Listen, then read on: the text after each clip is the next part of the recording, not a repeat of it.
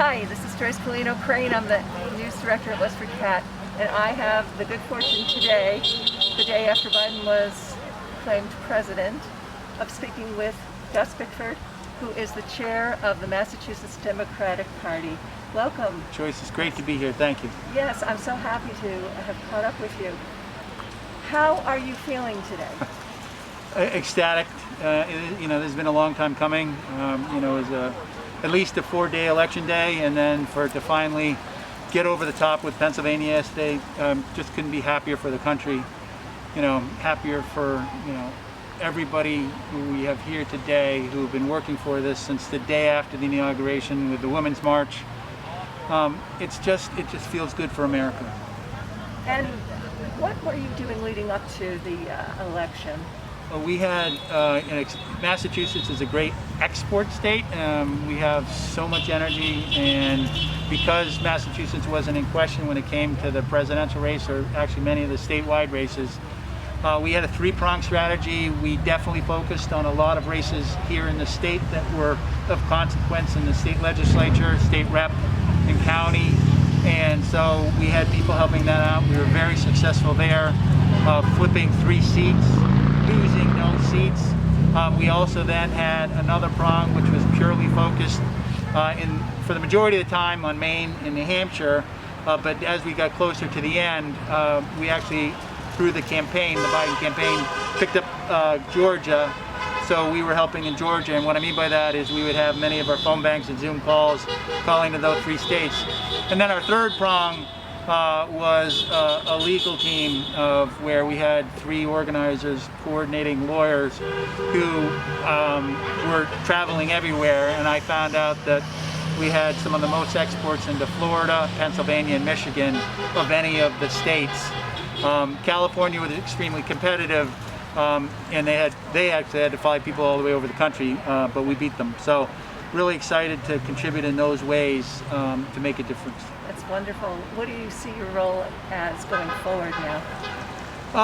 Just to really move forward, especially for the next 54 days with the elections in Georgia, to make sure that they have all the resources with volunteer hours that they need, to make sure that we prepare when it comes to expressing what this president-elect and vice president-elect want to achieve, which is unity, speaking for all of the citizens of the country, and making sure that we're able to get people behind the executive orders, which will do the day after the inauguration. But then, because the Senate looks to be very close, we're going to have to get an upswell of interest and support to make sure that we can get our legislation through the Senate, because likely get it through the House, so that we can achieve what we need to achieve. Yes. And if you had the opportunity to tell Westford residents something, what would you be telling them right now? Frankly, it has everything to do with realizing that our democracy works.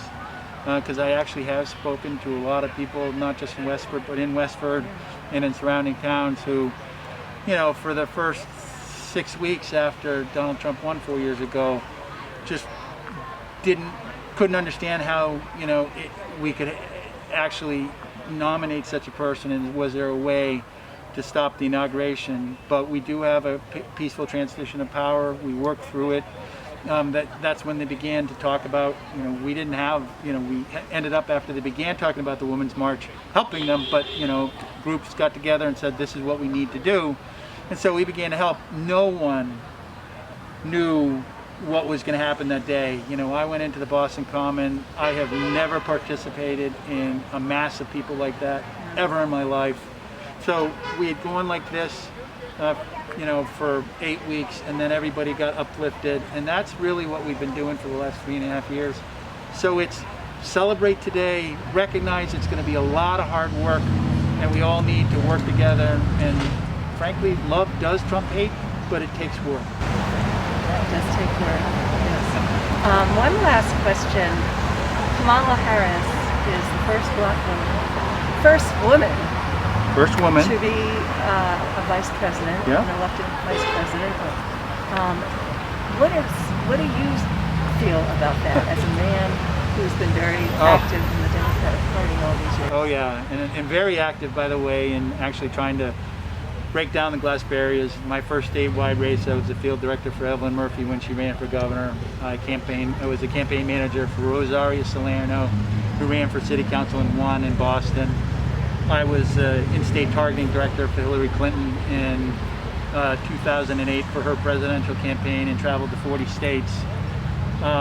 So I actually shared with my family a picture of my 3-year-old niece dancing around from something prior, but I was just like, you know, I'm so happy for Kate, and she's not going to know that it's a thing to not have a woman in power. She's going to see this a very strong Kamala Harris being the vice president, and that's all she'll know. And I can't be happier for so many women that, you know, are grandparents and are just figuring out, you know, how to understand news. What it must be for them is just fabulous.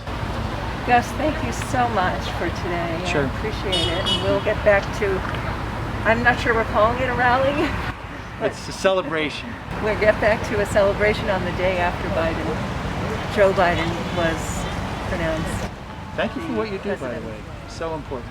Thank you, guys. I appreciate that. We all worked really hard to bring the news. You know, people in the news, I hope that they just feel so happy because we'll be back to respecting news again. Right. I can't wait for that day. No, neither can I. For WestfordCAT News, I'm Joyce Pellino Crane.